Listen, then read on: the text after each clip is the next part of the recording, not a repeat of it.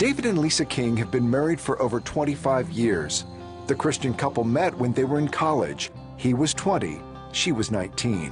When we first got married, I really was just excited because I realized, man, I got a good wife. He stole my heart, he did.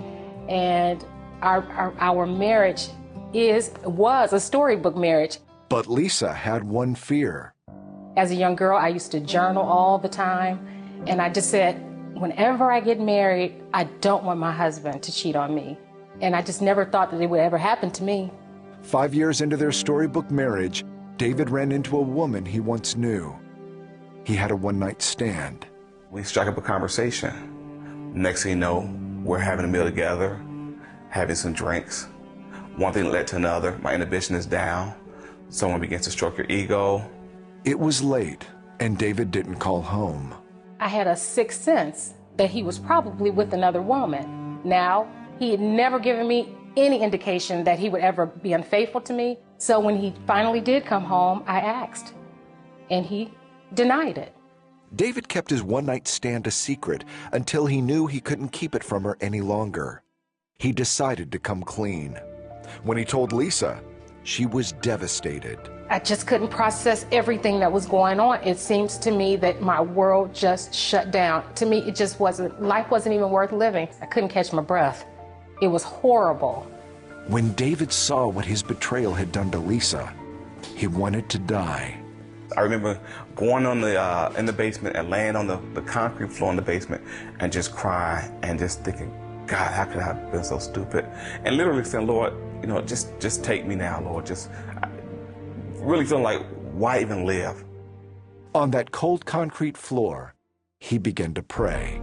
Oh, God, how could I have done this? How could I have sinned against you? How could I have sinned against my wife? Lord, please forgive me. Cleanse me. Restore a right mind in me. Give me a right heart. Give me a pure heart. I want to be in relationship with you again. Then, God, help my wife to forgive me. Help her to be made whole. I was hurting because she was hurting. I had to learn to trust him again. I was almost getting to the point of paranoia. When he would leave the house, I was thinking, is he going to go back to that woman? Are they hooking up? You know, my mind just went everywhere. David fought hard to win back his wife's heart. I made myself very transparent. I made it where she didn't have to wonder where I was going to be at. She knew where I was going to be at all times. I began to carry a pager in those days, and I was like, anytime you need to reach me, you call me, and I'll call you back.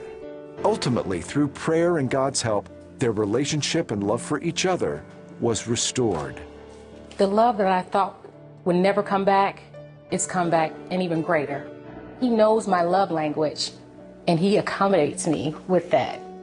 And my love language is acts of service.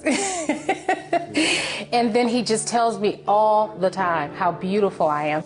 I remember some years back, we had gone on one of our anniversary trips. And I remember thinking, this is what it felt like before everything happened. And we were like two kids again, two newlyweds. It's been 20 years since his infidelity, and David has advice for young couples on how to avoid what he and Lisa went through. I think that when you allow yourself to become too familiar or too comfortable in a setting with someone who is not your spouse, then you set yourself up for failure. David and Lisa say their marriage has never been better. I would say God is a restorer. God is a healer. He healed our marriage and restored our relationship with one another and with him. God is faithful because even through all the hard times that I've gone through in our marriage, he just continued to show himself faithful.